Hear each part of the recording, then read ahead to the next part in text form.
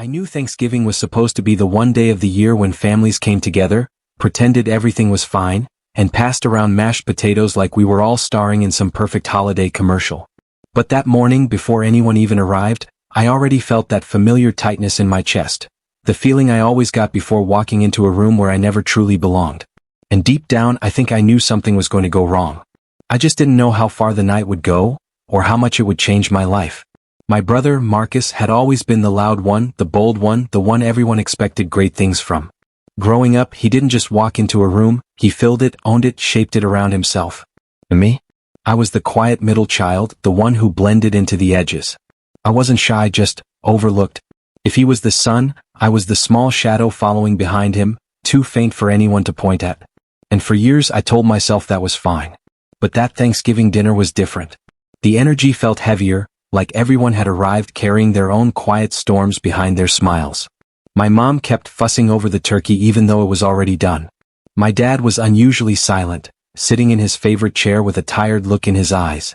And Marcus, he walked in late, grinning like he'd just won a prize, wearing a new watch he absolutely wanted everyone to notice. He hugged my parents, complimented the table setup, made a joke about traffic, and barely gave me more than a glance. Honestly, I didn't expect more. I had learned to accept my place in this unspoken family hierarchy. But Marcus had always been competitive with me, even when there was nothing to compete about. If I bought a car, he bought a nicer one. If I got a new job, he'd compare salaries before saying, "Congrats." If anyone complimented me, he'd twist it into something small or lucky. But I never reacted. I never gave him the satisfaction. And maybe that annoyed him more than anything. Dinner started normally enough. We passed dishes around, exchanged small talk, laughed a little.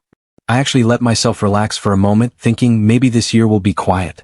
Maybe the peace will last. But of course I should have known better. It happened halfway through the meal, right after my mom asked how everyone's year had been. Marcus immediately jumped in like he'd been waiting for that exact question. He talked about his promotion, his new apartment, his big plans. Everyone clapped politely. My parents beamed with pride. Then my mom turned to me, smiling warmly, and asked, "And what about you, sweetheart? Anything new?" Before I could get out a single word, Marcus laughed under his breath, loud enough for the whole table to hear. "New?" he said, shaking his head. "Come on, Mom. What could possibly be new with them?" The room went quiet, that uncomfortable kind of quiet where you can hear every fork and glass settle on the table. I took a slow breath, trying to stay calm. My mom frowned.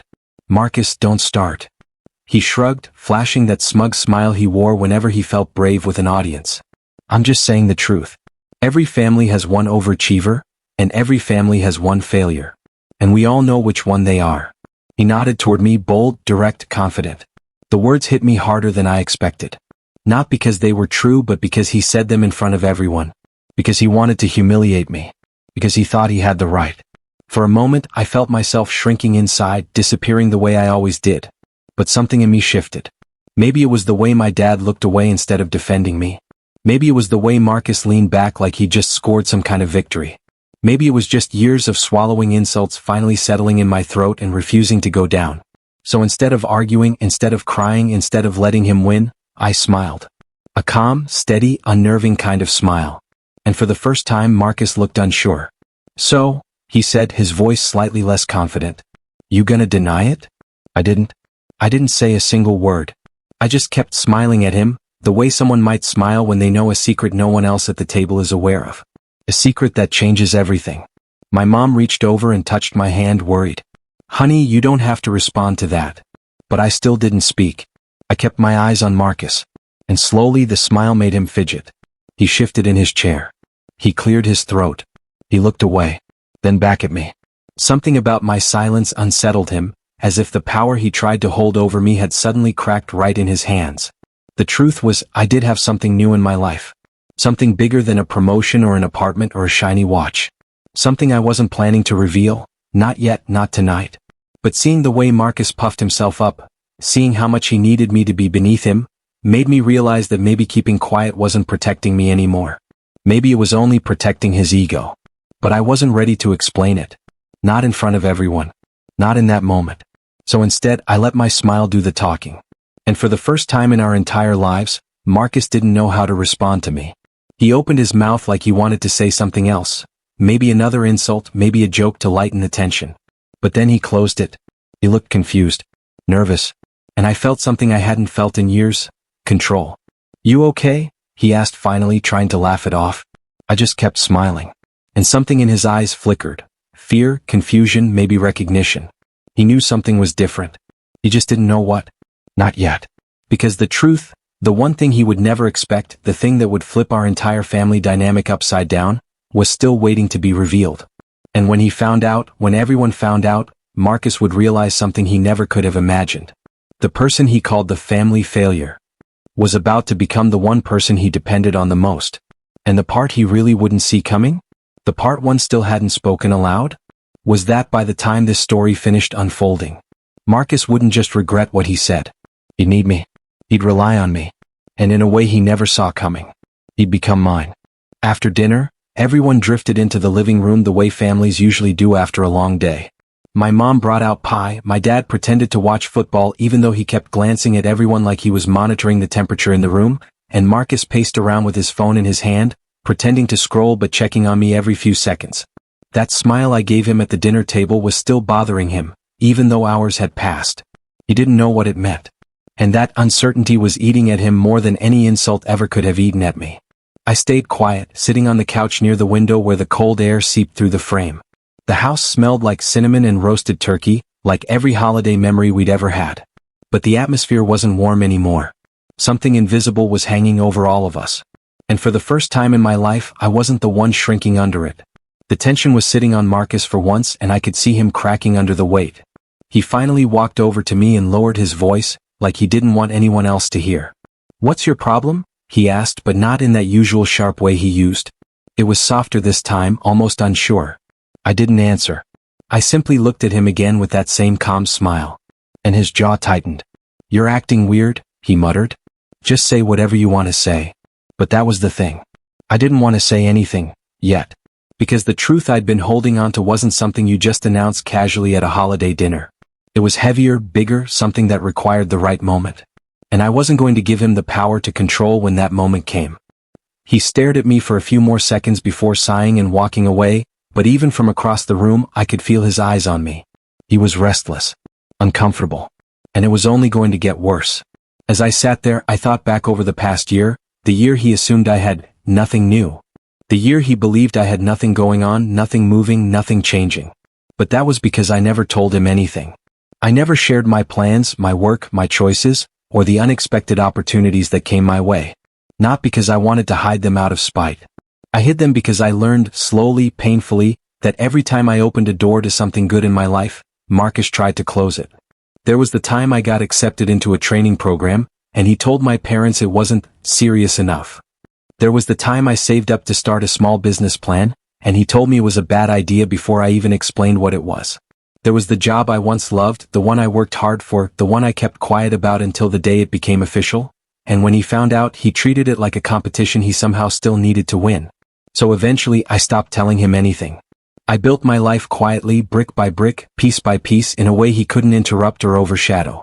And somewhere along the way something big came along, something unexpected, something life-changing.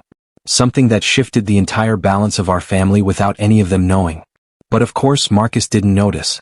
He was too busy shining to see that my shadow had shape now. That it wasn't small anymore. That it could stand on its own. Later that night, after the pie had been served and everyone was resting in that sleepy post-dinner haze, my dad called me into the hallway. He didn't say why. He just nodded toward the spare room and walked in. I followed him quietly. He closed the door behind us and I noticed the serious look on his face. The kind he only used when something important was being discussed. "Your brother crossed the line," he said gently. "I'm sorry I didn't speak up sooner." I shrugged. "I'm used to it." "You shouldn't be," he said. "That's not something anyone should be used to." We stood in silence for a moment. The hum of the heater filled the space between us. My dad looked like he wanted to say more but didn't know how. "You've been different this year," he finally said. "Calmer. More focused. We've noticed." I swallowed. "Is that a bad thing?" "No," he said, shaking his head. "It's just, I think your brother noticed too. He just doesn't understand what it means." Neither did they, not really. No one understood yet. But they would soon. My dad waited like he expected me to explain, but I stayed quiet. It wasn't time. When I came out of the room, Marcus was waiting in the hallway, pretending he just happened to be passing by. He raised an eyebrow. What was that about? I brushed past him without answering. Again, the silence bothered him more than any confrontation. He followed me into the living room. Look, he said, lowering his voice again, if this is about earlier, I was joking. You're too sensitive. I looked at him, and for the first time I didn't feel hurt. I felt aware. Aware of who he was. Who he had always been. And how little his words meant now that my path had shifted. I'm fine, I said softly. He didn't believe me. I could tell by the way he kept staring, analyzing me like he was trying to solve a puzzle that had missing pieces. The night ended with awkward goodbyes and forced smiles. My parents hugged me a little tighter than usual. Marcus stood behind them watching me, waiting for some answer he wasn't going to get. When I finally stepped outside, the cold air hit my face sharper than expected. The sky was quiet, dark, full of tiny stars that looked like distant reminders of things bigger than family drama. I walked to my car slowly, my breath visible in the air. As I unlocked the door, I heard footsteps behind me. Marcus again. You're hiding something, he said quietly, not in an angry way but almost afraid. I didn't look back. Everyone hides something. But you're hiding something big, he whispered. Something that has to do with me, right? His voice wavered. And that's when I realized, deep down, he wasn't afraid of me. He was afraid of losing the version of me he had always relied on. The version he could control, overshadow, mock, and still expect support from whenever he needed it. But that version of me was gone. And he could feel it. I opened my car door, still not facing him. Good night, Marcus. Before he could respond, I got inside and closed the door. His reflection in the window looked small, uncertain, almost lost. For the first time in our lives, he wasn't the powerful one in the moment. I drove away slowly, the road empty and quiet, but the tension wasn't gone. It was only shifting, building, preparing itself for what came next. Because soon, very soon, Marcus would learn the truth. About me. About the changes he never saw coming. About the new position that tied our lives together in a way he never expected. The truth that would explain the smile I gave him at the table, and the fear he saw in his own reflection afterward. But he wasn't ready yet. And what he didn't know was that the moment he learned everything, nothing in our family would ever be the same again. The next morning, I woke up earlier than usual, even though I barely slept. My phone buzzed on the nightstand with a few messages from my mom checking in, one voice note from her saying she hoped I wasn't upset after Thanksgiving, and then, of course, a text from Marcus. He didn't say good morning. He didn't apologize. He just wrote, "We need to talk." I ignored it at first. Not out of spite, but because I knew exactly why he wanted to talk. He wasn't sorry about calling me the family failure. He wasn't trying to fix anything. He just wanted answers, the kind that would help him regain his sense of control. And I wasn't ready to hand that back to him. I got out of bed and made coffee, trying to quiet the mix of emotions swirling inside me. It wasn't anger, not exactly. It was something heavier, something that felt like the weight of an entire year finally settling into place. The truth about what I had been doing, the responsibilities I had taken on, the new path I stepped into. It wasn't something I could explain in a single conversation. It wasn't something I wanted to explain while he was still in the mindset that he had the right to belittle me. I sat at the small kitchen table and stared out the window at the gray morning sky. It looked like the world was holding its breath. And maybe I was too. By afternoon, Marcus called me. I let it ring. Then he called again. And again. By the fifth call, he left a voicemail. His voice sounded rough, frustrated, but underneath it, I could hear something else, a hint of panic. Look, if this is about what I said last night, just call me back. Please. Please. That wasn't a word he used often. But I didn't call him. Something in me wanted him to sit with the discomfort, the same way I had sat with his comments for years. Not to hurt him, but to shift the balance that had always leaned in his favor. For once, he needed something from me and he had no idea how to handle it.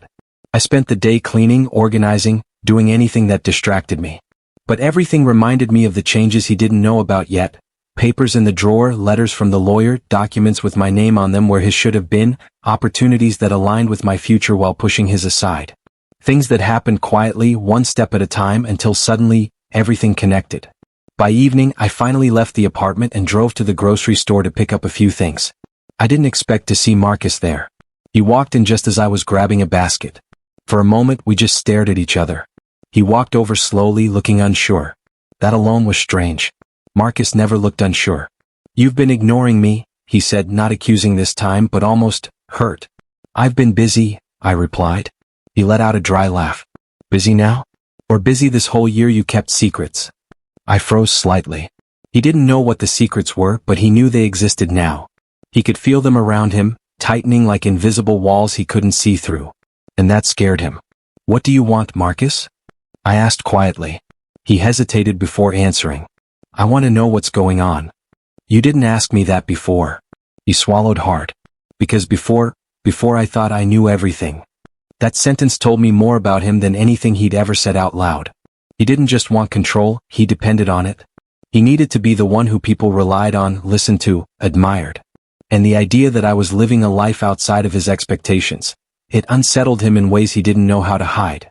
We stood between the aisles as people walked around us, pushing carts, grabbing snacks, and continuing their normal lives. But we were frozen in a moment neither of us knew how to step out of. You can talk to me, he said.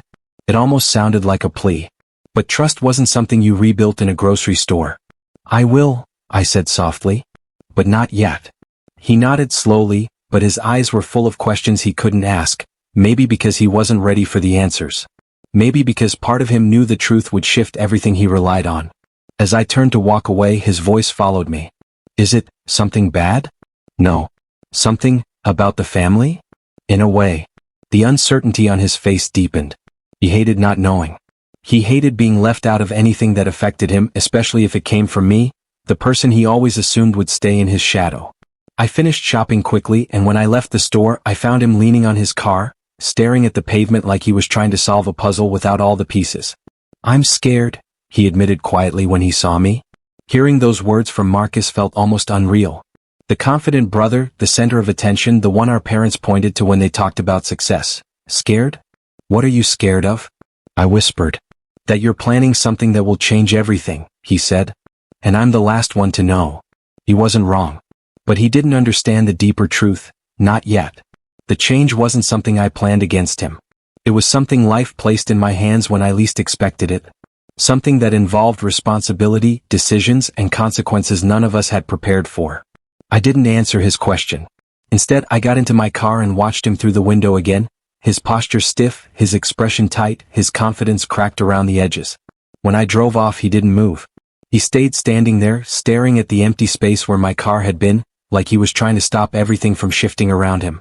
That night, I sat in my living room with the lights off, the documents spread out on the coffee table in front of me. The truth was staring back at me, heavy and undeniable. It wasn't just a secret. It wasn't just an opportunity. It was a responsibility, one that connected directly to Marcus whether he wanted it or not.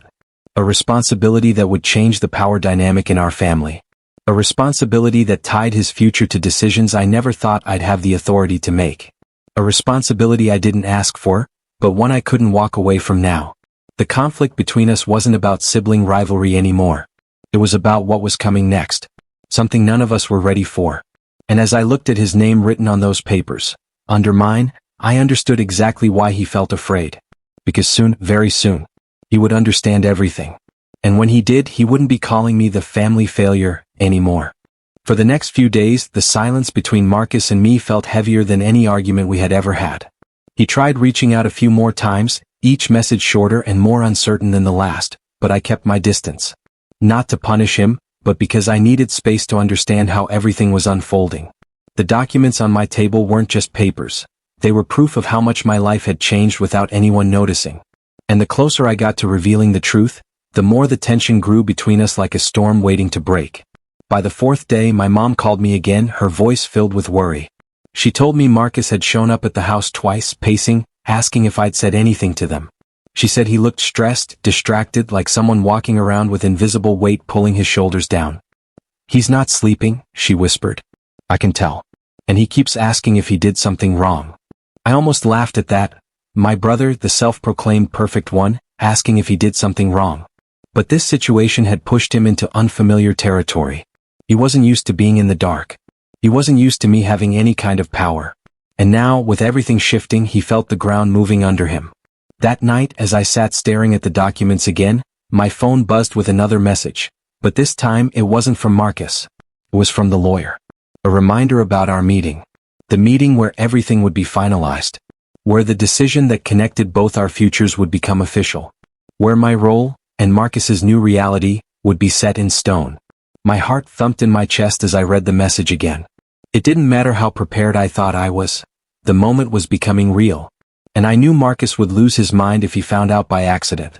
He needed to hear it from me. But the time wasn't right yet. The next day I went back to work trying to keep things normal.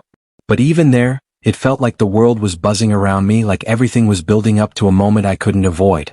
My coworkers chatted about weekend plans, the holidays, bonuses, promotions, but my mind was somewhere else entirely. During my break, I stepped outside, letting the cold air clear my thoughts. I hadn't even taken a full breath when I heard someone call my name from behind. I turned around and saw Marcus walking toward me. His hair was a little messy, his eyes tired, and he looked like he hadn't gotten a full night's sleep since Thanksgiving. He stopped a few feet away, breathing hard as if chasing me across the parking lot had drained him. "You're avoiding me," he said, his voice low. I didn't deny it. He stepped closer. "I can't do this anymore. Just tell me what's going on. Please." There was that word again, please. Hearing it from him didn't feel satisfying like people might expect. It felt sad. Like he was slowly realizing the world didn't bend the way he thought it did. I looked at him carefully, studying the cracks in his confidence. "It's not time yet. So there is something." His voice shook. "Something big." "Yes." He ran a hand over his face, exhaling hard. "Does it affect me?" I stayed silent. His breath caught. "Does it affect the family?" Still nothing. And in my silence, he found the answer he had been dreading. His expression changed in a way I'd never seen before. Fear, confusion, and something like guilt tangling together. "What did I do?" he whispered. "What did I do that was so bad you couldn't tell me anything?" It would have been easy to blame him, but this wasn't about blame. It was about the truth finally finding its moment. "You'll know soon," I said quietly. I started to walk past him, but he reached out, not grabbing, not pulling, just touching my sleeve like he was afraid I'd disappear if he didn't. "Am I losing something?" he asked. "Or, am I losing you?" The question hit me harder than I expected. For a moment, I almost told him everything. I almost opened the entire story right there in the cold parking lot. But the truth needed the right place, the right time, the right frame. It wasn't something to rush. It was something to deliver with clarity. "You're not losing me," I finally said. "But things are going to change." His eyes searched mine, desperate for a timeline, an explanation, anything that could keep him from spiraling. "When?" he asked, barely above a whisper. "Soon." He closed his eyes like the word physically hurt. I walked away again, and this time he didn't follow. He stayed standing in that same spot, staring at his feet, shoulders tense, looking like someone who had lost more in a week than he had in his entire life. That night, the lawyer emailed the final version of the documents. My hands shook as I opened them. At the top, in bold letters, were our names, mine first, then his. The responsibility was officially mine now. The control shifted. The power dynamic flipped. And Marcus had no idea how deep it went. 2 days later, the tension finally reached the point where it felt like the entire world was leaning in, waiting for the moment everything would collide. My parents invited me over for a small family dinner. Nothing fancy, just something to bring everyone back together after the holiday chaos. I knew Marcus would be there. I knew he'd be watching my every move. And I knew I couldn't avoid what was coming any longer. As I pulled into the driveway, I saw his car already parked outside, the lights off, the windows slightly fogged from the cold. It looked like he had been sitting in there for a while. I stepped out into the quiet evening air, and for a moment, everything felt still. Marcus stepped out of his car at the same time. Our eyes locked across the driveway. He didn't smirk. He didn't mock. He didn't act superior. He looked serious, nervous, uncertain. Like a man standing inches from a truth he wasn't ready for. "Is tonight the night?" he asked softly. My heartbeat echoed in my ears. "Maybe," I said. He swallowed hard, nodding slowly, bracing himself as if for impact. Then he spoke again, quiet, trembling, raw. "Whatever it is, just don't blindside me." I didn't answer. I walked toward the house. He followed. And each step we took brought us closer to the moment everything would change, forever. The truth was waiting behind that front door. And once it came out, there would be no going back. As I reached for the doorknob, Marcus stopped just behind me. I could hear his shaky breathing, like he was preparing for something he couldn't see but could feel closing in around him. The house was quiet on the other side, too quiet for a family dinner. Normally by now my mom would be bustling around the kitchen, my dad would be adjusting the thermostat, and music would be playing low in the background. But tonight there was only silence. I pushed the door open slowly. The living room lights were off except for a single lamp near the couch. My mom was sitting at the edge of the seat, hands clasped together, eyes wide with worry the second she saw us. My dad stood near the dining table, pacing, which he only did when something serious was going on. Before I could ask anything, my mom stood up quickly and rushed toward us. "Thank God you're here," she said, her voice trembling. "We just got news, something important." I froze. Marcus stiffened behind me. My mom took a shaky breath. "Your uncle called. He's sending over final notes about the estate." Something new came up. The estate. Even hearing the word made my stomach tighten. That's what all the documents on my table were about. That's what I had been preparing for. That was the responsibility that had landed in my lap so unexpectedly. But this wasn't supposed to be happening tonight. My dad stopped pacing, looking straight at me. "He said he needs to talk to you. Urgently." To me. Only me. Marcus inhaled sharply, as if that single detail cut deeper than anything else. "Why you?" he whispered under his breath. But I didn't answer. I couldn't. Because inside my chest, something shifted, like a door opening to a second twist I hadn't seen coming. My dad motioned toward the dining table. A folder lay there, thick, sealed, with my name written on the top. Not Marcus's. Not both of ours. Just mine. I walked over slowly, my heartbeat pounding in my ears. Marcus followed so closely behind me that I could feel his uncertainty pressing against my back. My mom and dad didn't speak. They just watched, almost afraid of what was inside that folder. When I finally opened it, the air in the room felt heavier. Inside, there weren't the same papers I already had at home. These were new. Different. Darker. A second, unexpected layer of the truth.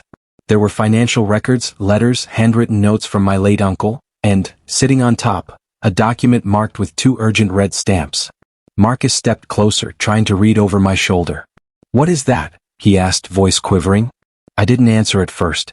I couldn't. My eyes scanned the lines, the numbers, the details, and every second I read, the bigger the twist became. My parents exchanged anxious looks until my dad finally spoke. "Your uncle made changes we didn't know about." I felt my throat tighten. "Changes? When?" "Right before he passed," my mom whispered. "He didn't want the whole family involved, just you." Marcus's breath hitched. "Just them?" he repeated, louder this time. My mom nodded slowly. And that's when the second twist hit. Art. This wasn't just about inheritance. This was about control. Responsibility. Authority. My uncle hadn't just added my name. He had removed someone else's. My brother's. It was written in cold, clear lines. Marcus's name crossed out. Mine, circled, highlighted, underlined. The air between us cracked like glass. Marcus took a stumbling step back, staring at the papers as if they were a weapon pointed straight at him. He cut me out? His voice broke. I didn't know what to say. I didn't even know how to breathe. But that wasn't all. Because as I flipped through the pages, I found a letter tucked inside, addressed directly to me. My hands shook as I pulled it out. My uncle's handwriting filled the page. I read the first line silently. Then the second. By the third, my heart dropped. He knew. He knew what Marcus had been doing behind the scenes, things none of us had known about. Not cruel, violent things, but financial mistakes, hidden debts, poor decisions that he had kept secret to protect his own image as the successful one in the family. He had been sinking quietly, slowly, behind the shine of his reputation. And my uncle had discovered everything months before he passed. The letter detailed it all, explaining why the responsibility had been moved entirely to me, because I was steady, quiet, careful. Because I didn't need attention to make a decision. Because I wasn't driven by pride. Because I could handle what Marcus couldn't. My stomach twisted. The weight of the entire situation compressed at once. This wasn't just a shift of power. This was an avalanche. Marcus saw my face draining of color. What? He demanded, voice sharp with rising fear. What's in the letter? I folded it quickly before he could grab it. I asked you something, he snapped. Marcus. My dad's voice cut in. Sit down. No. Marcus shot back, panic leaking through his tone. You all know something I don't. It's about me, isn't it? Nobody spoke. The silence told him everything. His jaw clenched, trembling as if he were holding on to the last thread holding him together. What did he write about me? My fingers tightened around the letter. Tell me, he shouted, stepping forward. My mom flinched. My dad stepped between us instinctively. Marcus, he said firmly. This isn't the moment. Marcus breathed hard, almost shaking now. He looked between all of us, my parents, the documents, the letter in my hand, and the fear in his eyes twisted into something else. A realization. A devastating one. He wasn't just losing control. He had already lost it. He stepped back, voice softer, broken. I knew something was wrong, but I didn't think. He swallowed hard, unable to finish. We all waited, but he didn't say more. The room was thick with tension, thicker than anything that had ever existed between us before. The stakes weren't just high, they were exploding outward, spilling into every part of our family. The inheritance, the responsibility, the truth about his mistakes, the shift in power, the letter. Everything was reaching the breaking point. Marcus stared at me with a mix of shock, betrayal, and something deeper, fear he couldn't hide anymore. You're not telling me everything, he whispered. There's more. I can feel it. There was much more. And the next thing that would come out, the part the lawyer hadn't even told me yet, would twist the entire story into something even larger. Something that would pull every secret into the light. Something that would force the final confrontation none of us were ready for. The second twist was only the beginning, and the real explosion was still waiting to come. When I stepped back inside the house, I could feel the air shift, almost as if the walls themselves sensed that something big was about to happen. My brother, Marcus, was pacing the living room with that same restless energy he always had when he knew he was close to losing control. He glanced at me, then quickly looked away, like he didn't want to admit he'd been waiting for my next move. It was strange, after years of him calling me the family failure, suddenly he seemed nervous, almost unsettled, like he could feel the ground under him shaking. My mother and father sat quietly at the dining table, both pretending to scroll their phones, but their stiff shoulders made it clear they were listening to every sound. No one said a word, but the room felt tight, like all the years of unspoken tension had been packed into a box and someone had just snapped the lid open. Marcus finally stopped pacing. We're not done talking, he said, his voice lower this time, not as sharp as before. You can't just walk away when things get uncomfortable. I almost laughed because uncomfortable was the only thing I'd ever been around him. I didn't walk away, I said. I just needed air. That's allowed, right? He rubbed his forehead like he was fighting a headache. Look, don't make this harder. Just tell me what you want. That was new. Marcus never asked what I wanted. He was the type who assumed he already knew everyone's thoughts, that his version of the world was the right one. Hearing him ask felt strange, almost out of place. And yet something in his posture told me he wasn't doing it out of kindness. He was doing it because he felt cornered. I want honesty, I said quietly. For once. He let out a deep, frustrated exhale. Fine. Then you need to hear this. Everything I said at Thanksgiving, you think it was because I wanted to hurt you? You think I did it just to embarrass you? Did you not? I asked. His eyes flickered, guilt, annoyance, something mixed. No. I did it because I was scared. Scared? That word didn't fit him. Marcus was the one who told me fear was weakness. He was the golden child, the one everyone bragged about, the one who made every success I had seem small. But now he was admitting fear? It didn't make sense. And yet, the longer I looked at him, the more I saw it. The tight jaw, the nervous tapping of his fingers, the way he avoided steady eye contact. What were you scared of? I asked. He swallowed hard. You. The room went silent. Even my parents stopped pretending not to listen. My heartbeat slowed, confused. I had spent my entire life shrinking myself around him, and now he stood there telling me he had been afraid of me? That makes no sense, I said. You've never given me any reason to believe that. Because I couldn't let you see it, he said. You were always the one who kept going. Even when things broke you, even when everyone doubted you, you still kept trying. I didn't want to admit that you had something I didn't. His voice softened in a way I had never heard before. It wasn't smooth or controlled, it cracked slightly like the truth was forcing its way out. But something still felt off. Something was missing. And then, before I could reply, my mother stood. Marcus, stop. You need to tell the whole truth. He turned to her sharply. Mom? No, she said, her tone firmer than I expected. You started this. Finish it. He looked cornered again, trapped between something he didn't want to say and something he couldn't hide anymore. He pressed his palms together and stared at the floor. I wasn't scared of you failing, he said. I was scared of you proving everyone wrong. Because if you did, then all the pressure they put on me would finally mean nothing. The truth landed like a weight on my chest. So that was it. The constant comparison, the criticism, the little jabs that chipped away at me, None of it was because I was weak. It was because he feared losing the one thing he clung to, being the successful sibling. But before I could respond, he dropped the real twist. "And there's more," he said quietly. "Dad was planning to hand the business to you, not me." My father looked down, embarrassed, confirming it without a word. I froze. "What?" Marcus nodded slowly. "Yeah. He told me 2 months ago. Said you had the right temperament and he thought you'd be better long-term. That's why I said what I said at Thanksgiving." I snapped. I felt everything slipping. My parents exchanged worried glances, but no one interrupted. "So all this time," I said slowly, "you weren't angry because I failed.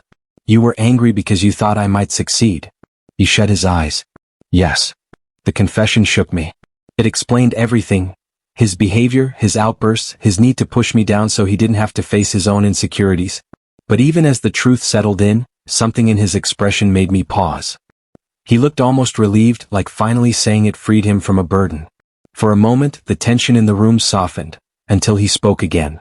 "But don't get it twisted," he added, and the sharpness returned to his voice. "Just because Dad thought you could take over doesn't mean I'm stepping aside. I'm not going to let you just walk in and take everything." There was another shift. The honesty was real, but the fight was still there. Marcus didn't surrender. He never had. "I never wanted to take anything from you," I said. "I just wanted space to live my own life." He shook his head. "It doesn't matter now. The decision's already been made. The board votes tomorrow. And if you show up, everything changes." My heart skipped. "What board? What vote?" He smirked slightly, like he regretted saying too much. "Doesn't matter. You'll find out." I stepped closer. "Marcus, what did you do?" He didn't look away this time. His stare was cold, sharp, almost daring me to push further. "Let's just say, you're not the only one who can surprise people." My mother gasped softly. My father's face went pale. "What did you do?" I repeated. He finally spoke, voice low, steady, and terrifyingly calm. "If you walk into that meeting tomorrow, the family failure won't be me anymore." A chill ran through me. In one sentence he confirmed everything. This wasn't over. Not even close. He still had a plan. And whatever it was, he believed it would destroy me completely. And then, just as I opened my mouth to ask what he meant, someone knocked at the door. A firm, loud, unexpected knock. Everyone froze. Marcus's face drained of color. He whispered almost to himself, "Not now, not today." I turned toward him slowly. "Who's at the door, Marcus?" But he didn't answer. His silence was the final twist I never saw coming. And I knew, whatever was about to happen would change everything. The knocking grew louder, echoing through the hallway like whoever was outside had no intention of leaving. Each knock hit harder than the last, vibrating the quiet that had swallowed the room. My heart raced, not because I expected danger but because of the way Marcus reacted. His eyes kept shifting toward the front door, then back at me as if he was calculating something he no longer had time to hide. My father stood first, his chair scraping the floor. "I'll answer," he said, trying to sound calm, but his voice shook just enough for all of us to notice. He walked toward the door slowly, like he was bracing for something none of us had been told. Marcus didn't move. He just stood there with his arms stiff at his sides, breathing through his nose like he was preparing for impact. My mother touched his arm gently, but he pulled away without looking at her. That was when I realized, this wasn't just another family argument. Whatever was coming, Marcus had been trying to outrun it. The door opened. A tall man in a simple jacket stepped into view. He wasn't threatening, not aggressive, not someone who looked like trouble. But the badge hanging from his front pocket made the room tilt for a second. Not a police badge, something corporate, something official. He looked past my father and directly at Marcus. "Mr. Bennett?" he asked. Marcus froze. "Yes. I'm here regarding the documents you submitted last week," the man said. "We've been trying to reach you. We need one final confirmation before tomorrow's board vote." My father closed his eyes like he already knew what this meant. I stepped forward. "Documents for what?" The man hesitated, unsure if he should respond, but my father nodded at him, silently giving permission. He cleared his throat. "Mr. Bennett filed a formal request to remove you from eligibility for the upcoming leadership transition." The air left my chest. My mother gasped softly, like she'd been hit with cold water. "Marcus, you didn't?" He didn't answer. He kept his stare locked on the floor, jaw tight, refusing to look at any of us. The man continued, "We can finalize everything, but we need your signature tonight." Without it, the request will be void. He held out a clipboard. My father stepped aside and looked at Marcus. You tried to block your own sibling from having a chance. After everything? Marcus finally looked up at me. His expression wasn't angry or smug or triumphant. It was exhausted. There was fear in it, yes, but also defeat, like he knew this moment was coming. I thought it was the only way, he whispered. I didn't want to lose everything. I didn't want you walking in and taking what I've worked for. You don't even want the business. I never wanted to take anything from you, I said, my voice softer than I expected. I just wanted respect. And a chance to live without being treated like a mistake. He swallowed hard, his throat tightening. I didn't know how to handle that. I noticed, I said. The man stepped forward again. Sir, I do need an answer. My mother sighed, wiping the corner of her eye. Marcus, look at what this is doing to us. Look at what it's doing to you. He didn't respond. My father spoke next, his voice steady but disappointed. You can sign it if this is really who you want to be, or you can let go and stop fighting shadows in your own mind. Marcus looked between all of us, the clipboard trembling in his hand. He was sweating, breathing unevenly. For someone who always carried himself with certainty, he suddenly looked small. Human even. I took a slow step toward him. You don't have to keep seeing me as competition. I'm not your enemy. My words hit him harder than I expected. His face cracked, not in anger but in something deeper, something that looked like regret. His voice finally broke when he spoke. I don't know how to stop comparing myself, he whispered. You always acted like you were losing, but you had something I didn't. You had the freedom to fail and start over. I never had that. Everyone expected greatness from me before I even knew who I was. His shoulders trembled slightly, and for the first time in our lives he wasn't pretending. I'm tired, he said. I'm so tired of pretending I'm okay. Hearing that hurt more than anything he'd ever said to me. I gently pushed the clipboard back toward the man. Give him a moment. He won't be signing that today. Marcus looked up, startled. Why are you? Because this isn't how our story ends, I said. Not with more damage. The man waited for my father's signal. My father nodded firmly. We'll contact you tomorrow, he told the man. The man thanked him, stepped back outside and closed the door quietly behind him. The moment it clicked shut, every tension in the house seemed to melt at once. Not completely, but enough for all of us to breathe again. Marcus sank into a chair, pressing his palms against his face. My mother wrapped her arm around his back and he didn't pull away. My father stood tall, watching all of us like he was trying to piece together the family he'd almost lost. I sat beside Marcus. He didn't look at me. I'm sorry, he said quietly. For Thanksgiving. For everything. I nodded slowly. Thank you. We didn't hug. We didn't make dramatic promises. But something shifted, something real. It felt like we finally stopped fighting the wrong battles. The rest of the night passed softly. We talked, carefully at first, then more openly. No yelling. No blame games. Just honesty. Raw, uncomfortable, necessary honesty. By the time the house grew quiet again, I felt something I hadn't felt in a long time. Peace. Not perfect peace. But enough. The next morning, I went with my father to the board meeting. Not to take over the business, not to fight for a position, but to set things straight. I made it clear I wasn't there to replace Marcus. I wanted him to have the job he'd worked for, the job he feared losing. The board respected that. But the real change happened when Marcus walked in unexpectedly. He looked calmer, almost humbled. And when he sat beside me instead of across from me, the entire room shifted.